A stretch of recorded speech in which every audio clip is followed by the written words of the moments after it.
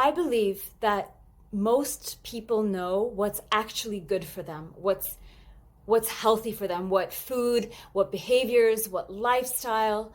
And the reason a lot of us are resistant to change isn't because we don't know what to do or we don't know what food or choices are healthy for us.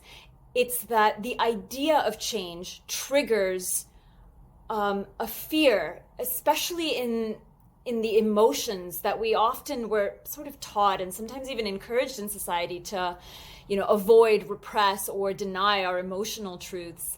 But I think when we have fear to change, that's actually what it is. We are resisting what we do not know. And often the question is, who am I if I'm not addicted to coffee in the morning? Who am I if I'm no longer in this relationship that's toxic? Who am I if I don't work in this environment, or if I don't have this type of job? And we do not have those answers. And so often it's hard for us to make changes, the big ones and the small ones. So even around food, a lot of people will continue to eat things that cause their body discomfort, dis-ease, and harm. And the idea of changing that is hard because they are comfortable and complacent in what they know, even though what they know is causing them stomach aches or heartburn or any type of discomfort. But it's almost like there is a comfort and complacency in the discomfort because you already know it. It's, the devil, And so this is hard, I find, and it's interesting, and I relate a lot of resistance to change, even if you're thinking of a new career or you're thinking of stepping into or out of a relationship, if the change isn't food related. I find the analogy of how we ingest, digest, and expel food from our body a very helpful way of understanding how we actually process life. And so, for example, if you want to quit your job and start your own creative pursuit business, that is a massive life change. That's daunting. So much of we rely on our income. We think about what happens if we're not successful, things like that. And it shows us how we deal with our fears, how we deal with what we perceive to be unknown. And in my case, I had perhaps incorrectly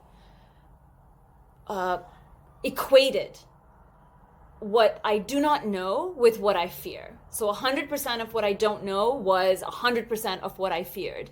And that made it for years really impossible for me to even consider trying to change things.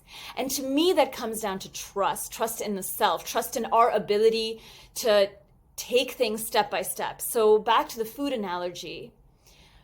When you have a plate of delicious, amazing food that you love or that you enjoy, eating is a step-by-step process. You take spoonfuls of food into your mouth, you take the time to chew, and then you swallow.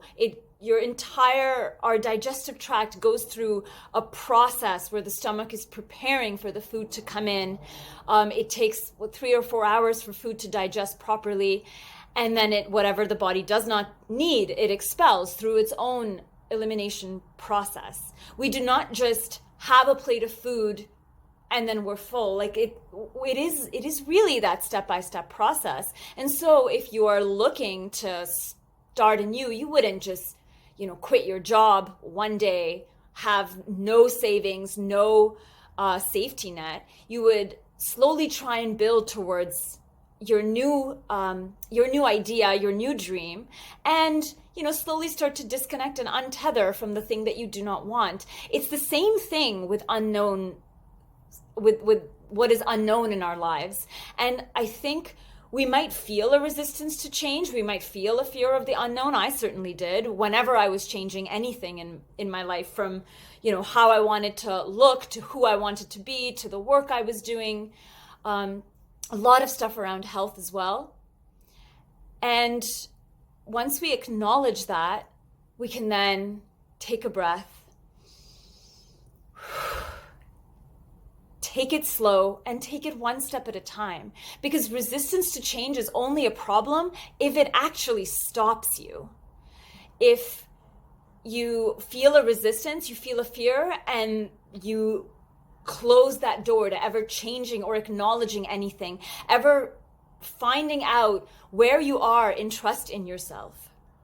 And feeling resistance, feeling fear, and taking our little steps and doing it anyway, that builds tremendous trust in our own soul and in our own spirit. And that, I think, is the medicine of resistance. It is showing us where we're maybe a little bit vulnerable, maybe a little bit unprepared, maybe a little fearful.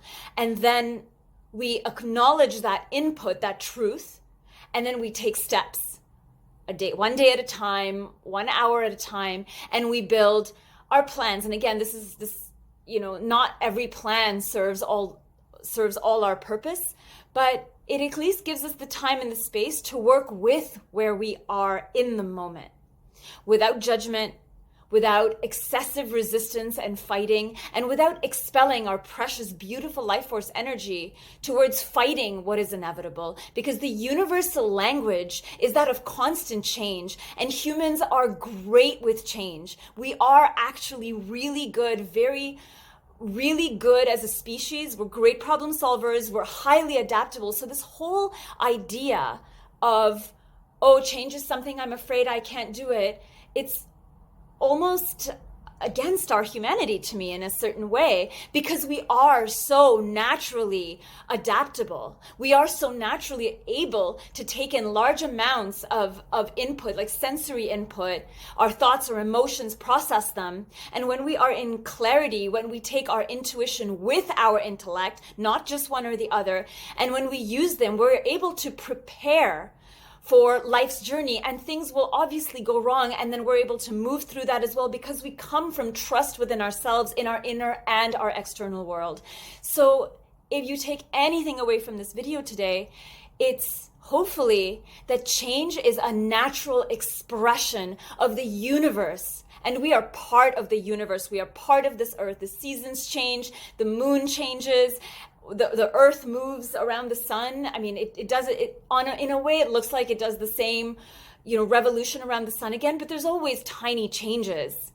We live in a universe, in a world of change. Our cells, they grow, like we have new cells and old cells dying off. That is constant. So this construct that we have, that change is something bad and scary, and that we must stick into the comfortable little box that we have placed ourselves in, that is not, to me, that is not the truth of the human.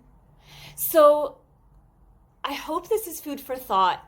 And maybe if you can not do what I did, but I actually really had to sit with this one for a long time in different parts of life to see where I was actually resisting change and not doing it because of that resistance. Rather than feeling the resistance, acknowledging that I'm capable of much more than I believe that I am, and doing it anyway. Have a great day.